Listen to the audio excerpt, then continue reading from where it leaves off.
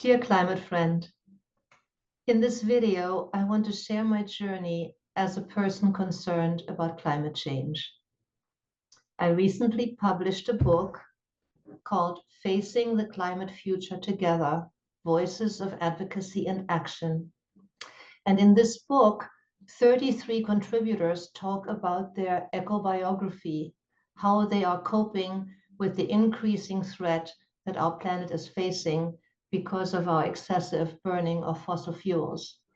And so now I would like to tell you my own story.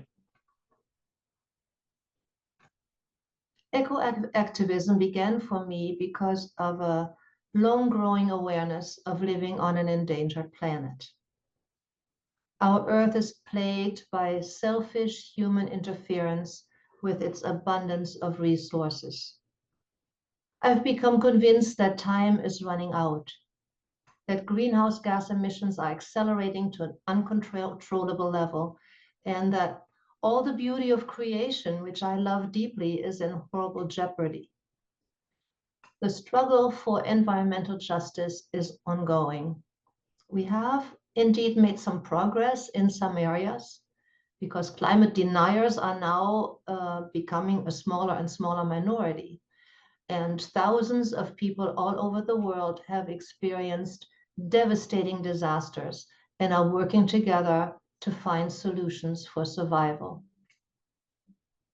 However, in spite of many steps in the right direction, the stubborn willingness to exploit the Earth's resources continues unabated. So, several years ago, after my husband and I moved to California, I encountered a website online that was called Dear Tomorrow, and it suggested to write a letter to our descendants explaining what we did to keep the world safe for their future. And I would like to read you an excerpt of what I wrote. I wrote it to my two granddaughters, Margaret and Caroline. Dear Margaret and Caroline, I picture you reading this around the year 2050, long after your grandpa and I are gone, wanting to know whether we had a part in fighting for our Earth. I grew up in Germany, and I often wondered what my parents had done to oppose the Nazi regime in the 1930s when they were young, that led to World War II. I was very disappointed when I found out how passive they had been. And for me, that was formative. I vowed that I would be vocal to prevent future wars and to address social evils.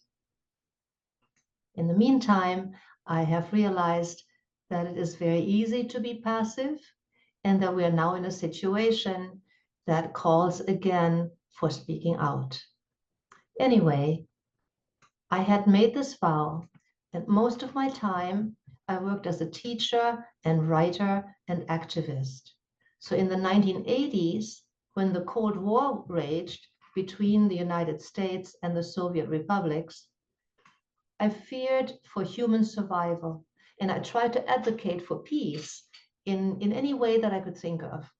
Like I composed songs, I wrote books, I wrote chancel dramas, I gave lectures, participated in public witness for peace, and built ties to national and international organizations that sought ways to end the arms race.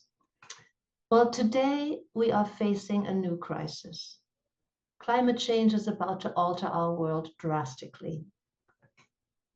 By 2020, many were already saying that we had only 10 years left to turn around a trend in CO2 emissions that would certainly lead to disaster if we do not turn it around.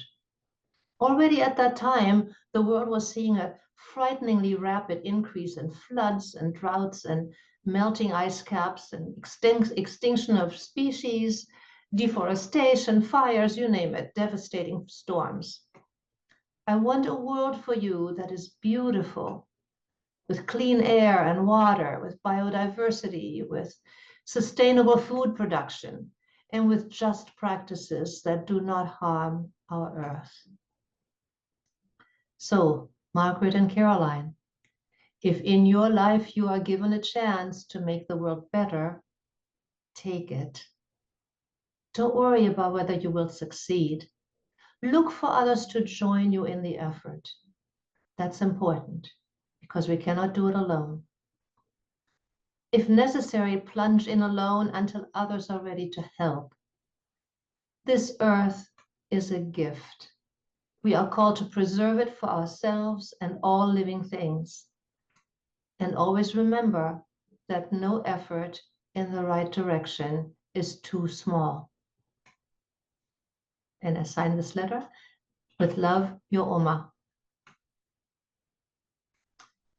So that ended the greeting to my granddaughters, and I hope someday they will watch it, or maybe they'll watch it on YouTube or read it in the book. Part of it is in here.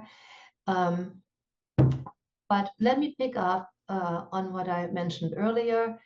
You will find these eco biographies of 33 people who have found paths to make the world a better place. And they have been an inspiration to me, as I am sure they will be for you as well. You may also enjoy some of the poems and songs from the book that I have posted separately. So now let me move on.